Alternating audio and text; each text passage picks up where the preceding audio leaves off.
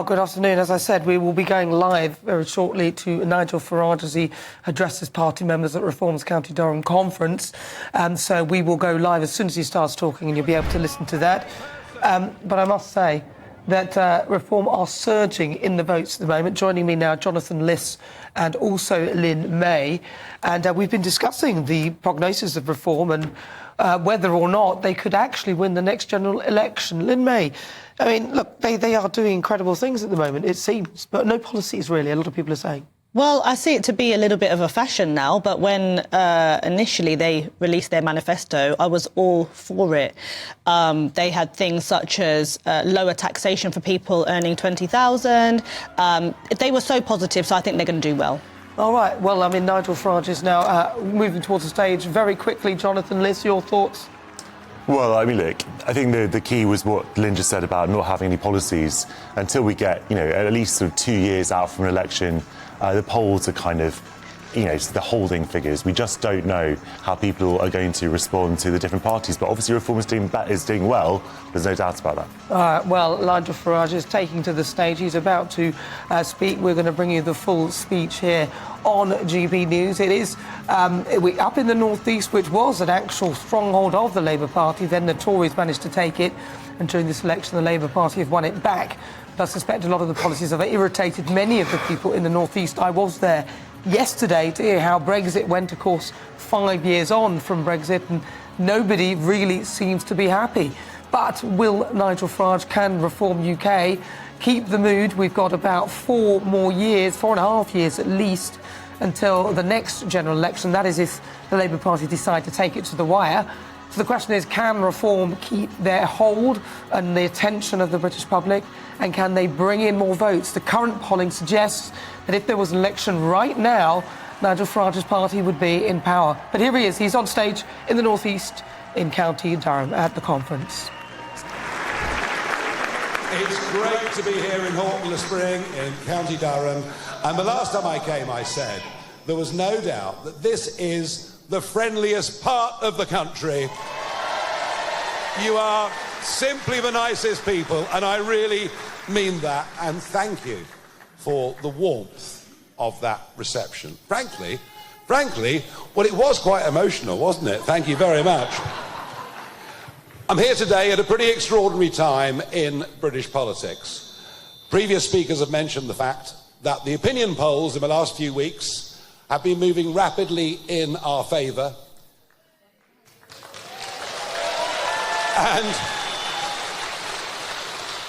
And Westminster can't quite work out what's going on. They're in a terrible state of confusion.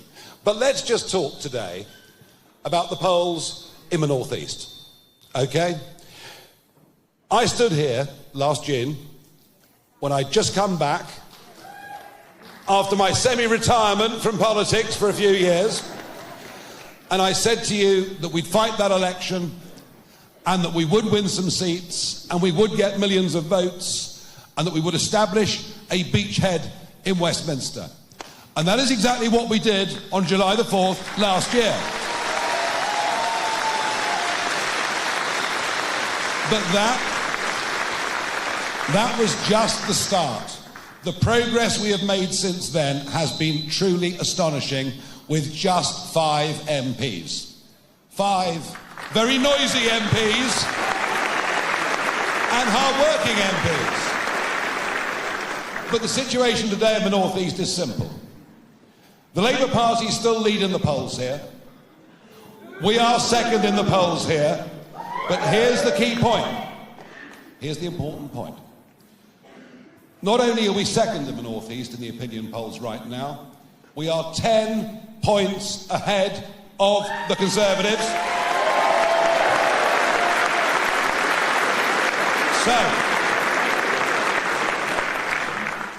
Labour may well have taken the North East for granted since the end of the First World War. And the Conservatives occasionally, in elections like 83 or 2019, win a handful of seats. But what I'm talking about here, over the course of the next 4 years, isn't winning a handful of seats. Indeed, the opinion poll today says we'd win 5 seats in the North East if the general election was held tomorrow. No, I'm talking about something much bigger, something much more ambitious than that. Because I actually believe, and I think you know, that in their hearts, the vast majority of people living in the North East believe in the same values that we as a party believe in. We believe in family, community and country.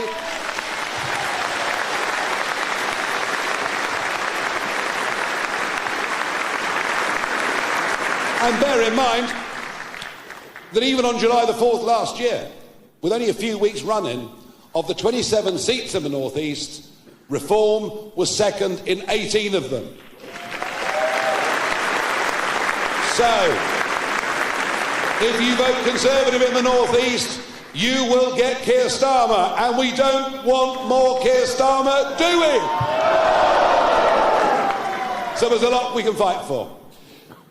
5 years ago, yesterday, at 11 p.m, I was in Parliament Square with 100,000 friends. And I was able to do the countdown, 10, 9, 8, and boom, we'd left the European Union. It was an amazing victory. And of course, this region voted overwhelmingly leave because you believe in common sense and the country and self-government. But 5 years on, has it been delivered? Well, bits of it have. Constitutionally, we're out and we're not going back. We're not being governed by inefficient, useless, corrupt bureaucrats in Brussels. No! We're being governed by useless incompetence in Westminster.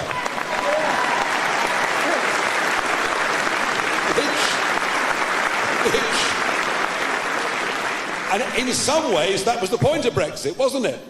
That we can actually get rid of the people that govern our country, but we have been so badly let down on some of the key promises. The turnouts in 2016 on that referendum day in some parts of the North East astounded the experts. They just couldn't believe how many people actually were going out to vote in the polls. Why?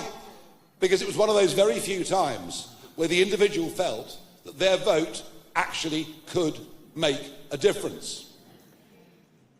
And one of the key reasons for going out and voting to leave was to take back control of our... You see, I don't need a scriptwriter to come here, do I? It's easy. To take back control of our borders, absolutely. And have we taken back control of our borders? Have we hell? It's since that vote, and in particular, since Boris Johnson got that whopping great majority in 2019, that the boats started crossing the English Channel. And now, over 130,000 young men without documentation, young men who've come very often from war zones, young men, many of whom come from countries that don't treat women even as second-class citizens. So that's Nigel Farage speaking in County Durham at his conference, Reform UK. Right, well, joining me now, political commentator Lynn May and political commentator Jonathan Liss. Nigel's got a good point there. Lots of people coming through via boats. It's not really acceptable. And he wants us to do something about it. Well, look, we know that Reforms has a one-trick pony, one sort of weapon in its arsenal, which is immigration. And once you take immigration out, there's actually very little that we know about them. And they haven't had to have many other issues. Brexit was obviously the issue before that. They don't talk about Brexit anymore because they know it's been a major disaster. I'm sure he'll pay lip service. Well, no, he just talked about it. Yeah. Well, I'm sure. He did just talk about it. Yes, but they very rarely talk about it. No, he did. He often says it. But basically, he didn't want to be run. His words were, I've got it here, they've been badly let down by some useless politicians, and in the end, yes, we've got our own... It's always someone else's fault, isn't it? It's true. It's always someone else's fault. Look, it could have been good if it had been done like this. We would have succeeded if only we tried it properly. It's the same with communism before it. It's a load of nonsense. The project itself is a dud. But moving on from that, They don't talk about Brexit very often because they know that it's not popular anymore. As we see in the polls, only 30% of British people think it was the right decision to leave. So they have to talk about something that more British people do want to talk about, which is migration. Now, we know there is a huge level of migration in this country. Under the Conservatives, net migration was 1 million. And look, I am in favour of migration, but the Conservatives say they're not in favour of it broadly in many cases. So they obviously have to account for what happened on their watch. But the biggest point is that the overwhelming majority of the migration figures are legal, regular migration. We know that. So, but Farage wants to talk about the boats, but it's actually a very small proportion of the immigration figures in this country. It's not the proportion, it's the fact that we were going to take control of our borders, and that is one element of our borders. Lynn May. But you suggesting they're one-trick pony is just simply not true. If you listen to what they say, Rupert, Lee Anderson and Nigel Farage, they've spoken about the economy, they've spoken about bringing industry back into Britain, they've spoken about, lower taxes. They've spoken about empowering the family. It's no longer empowered. They've spoken about, left-wing ideologies around sexuality, gender. What does that mean? In terms of, we can see, again, to reflect America... What, do you mean gay people?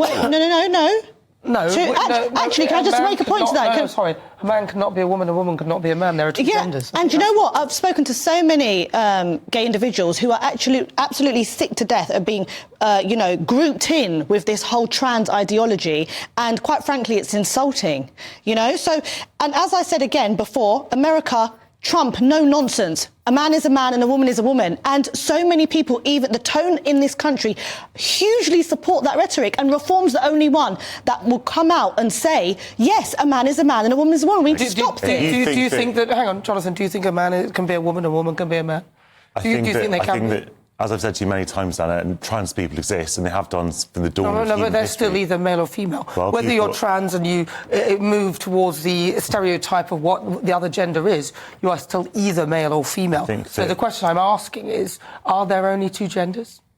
Well, clearly there aren't, because we have they have intersex people, you have non-binary people. They're different, No, you asked me a question, I answered. But that's a medical condition. Well, you asked me a question, just because somebody is born with one leg doesn't mean there's now a new kind of human with only one leg. Well, it means that person should have had two legs and they don't. So there's still the same thing. So somebody who's intersex, this is something that's gone wrong medically, and that's true. That's not an insult, it's the reality. Right, you asked me a question and I answered. But I'm asking you whether so you think that intersex is a third gender? No, I'm saying, actually, a lot of... Is it a third gender? A lot of cultures around the world have many concepts of gender, and there are some cultures where I think there might be 9 or 10 genders. Well, look, how many genders are there, Jim? I don't know. But I know that I don't know how many genders there are. I do know that it's none of my business how people identify. Well, it is when it affects you. If it means it affects us as women. It affects your sporting. If it affects that, then it does make a difference. Yes, we fought as women so hard for feminism to be able to have, the rights to various things, and we're seeing,